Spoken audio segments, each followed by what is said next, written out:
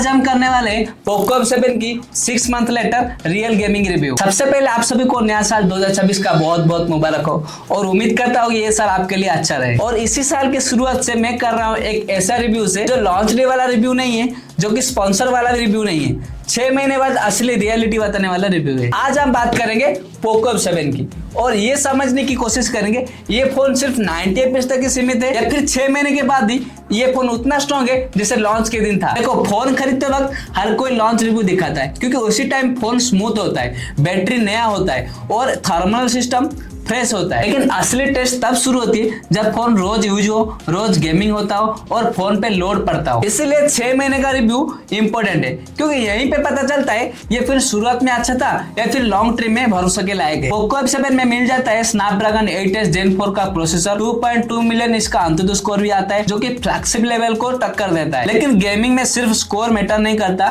Gaming में ये matter करता है कि प्रोसेसर हीट का कैसे हैंडल करता है और लॉन्ग सेशन में परफॉर्मेंस कैसे हैंडल करता है। और आज यही चीज हम डिटेल्स में देखने वाले हैं। जब मैंने पोको F7 खरीदा था, गेमिंग एक्सपीरियंस ऐसा था जैसे गेमिंग फोन में एस्केप किया जाता है। BGMI में स्मूथ प्लस एक्सट्रीम सेटिंग पर मुझे 85 से 90 FPS तक कंसिस्टेंसी मिल रहा है और फाइट के दौरान गेम प्ले काफी स्मूथ था। PUBG मोबाइल में 120 FPS ऑप्शन इनेबल था और प्रैक्टिकली 110 से 115 FPS तक स्टेबल परफॉर्मेंस मिल रहा था। उस समय क्लियर था कि हार्डवेयर लेवल पर फोन स्ट्रॉन्ग है और गेमिंग के लिए पूरी तरह कैपेबल है। और सबसे इंपॉर्टेंट सवाल यह आता है 6 महीने बाद पोको F7 का परफॉर्मेंस क्या कंसिस्टेंसी वैसा ही है या फिर नहीं? और साफ और हॉनेस्ट जवाब है परफॉर्मेंस गिरी नहीं है। आज भी BGMI में 85 से 90 FPS तक वैसे ही मिल जाती है और PUBG मोबाइल में 110 FPS से ऊपर परफॉर्मेंस करती है। मतलब प्रोसेसर ने टाइम के साथ अपनी कैपेबिलिटी को होल्ड किया है और लॉन्ग टर्म गेमिंग में भी ऐसा कुछ देखने को नहीं मिलता। अब बात करते हैं उस प्रॉब्लम की जो इग्नोर नहीं किया जा सकता। BGMI में जब आप कोचिंग, बोट कैंप या मिलिट्री जैसे हैवी हॉट ड्रॉप जैसे एरिया पे उतरते हो ना, तो कभी कभी FPS अचानक से गिर जाती है। FPS लगभग 70 से 65 तक ड्रॉप होती है, लेकिन ये ड्रॉप सिर्फ 1 सेकंड के लिए होती है। इंपॉर्टेंट बात ये है कि फोन हैंग नहीं होता, गेम फ्रीज नहीं करता और FPS तुरंत वापस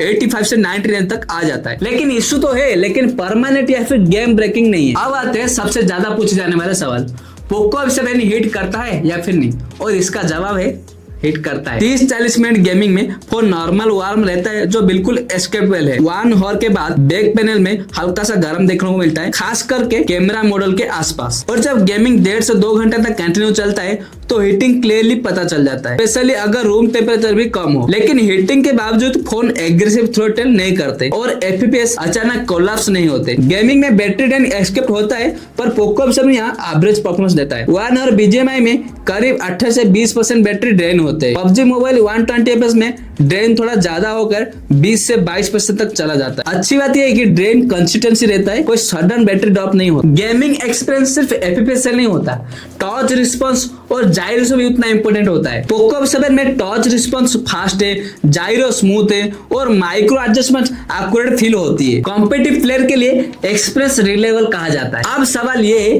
क्या ये फोन थर्मल थ्रोटल करता है? हाँ, लेकिन मिड लेवल पर। एक्सट्रीम लोड के बाद FPS थोड़ा डीप करता है, लेकिन 90 से डायरेक्ट 60 जैसा क्रैश नहीं होता। फोन धीरे धीरे टेम्परेचर स्टेबल करता है जैसे ओवरऑल गेम प्ले स्मूथ हो। सॉफ्टवेयर अपडेट के बाद परफॉर्मेंस में कोई मेजर डाउनग्रेड नहीं दिखा, FPS लॉक नहीं लगा, गेमिंग स्टेबिलिटी बनी रही। हाँ, BGMI अपडेट के साथ ऑप्टिमाइजेशन कभी बेटर होती है और कभी थोड़ी इनकॉन्सिस्टेंट, लेकिन गेम साइड से ज्यादा इशू होती है। प्रॉब्लम को साफ साफ बोलना जरूरी है। जब तुम लॉन्ग टाइम तक गेमिंग करते हो ना, लॉन्ग सीजन तक गेमिंग करते हो तो फोन का रेटिंग थोड़ा बढ़ जाता है। जब तुम BGMI भी हॉट ड्रॉप करते हो तो FPS थोड़ा गिर जाता है और ऑप्टिमाइजेशन भी इनकॉन्सिस्टेंट रहता है। लेकिन इनमें से कोई भी इशू फोन को अनयूजुअल नहीं बनाता। अगर आप PUBG या BGMI खेलते हो और लॉन्ग सेशन गेमिंग करते हो और FPS स्टेबल चाहते हो तो पोको F7 बेस्ट ऑप्शन है। ये फोन परफेक्ट नहीं है लेकिन गेमिंग के लिए भरोसेमंद है। तो फाइनल आंसर यही है, पोको F7 सिर्फ 90 FPS वाला फोन नहीं है, 6 महीने बाद भी ये स्ट्रॉन्ग गेमिंग परफॉर्मेंस देता है और आगे चलकर अगर PUBG या BGMI में अपडेट आए तो ये BGMI में शायद हमें 130 FPS तक गेमिंग करके भी दे सकता है। हिटिंग होती है और थोड़ा बहुत FPS भी ड्रॉप होता है, लेकिन ओवरऑल परफॉर्मेंस स्टेबल है। प्राइस के हिसाब से ये फोन आज भी एक सॉलिड गेमिंग फोन है। अभी इसको बाय करना है तो बाय कर लीजिए, नहीं तो आगे फोन के प्राइस और भी हाइक हो सकते हैं। और वीडियो पसंद आए तो लाइक करें और चैनल को सब्सक्राइब करो। और अगला वीडियो कौन सा टॉपिक पे देखना चाहते हो कमेंट में लिखो।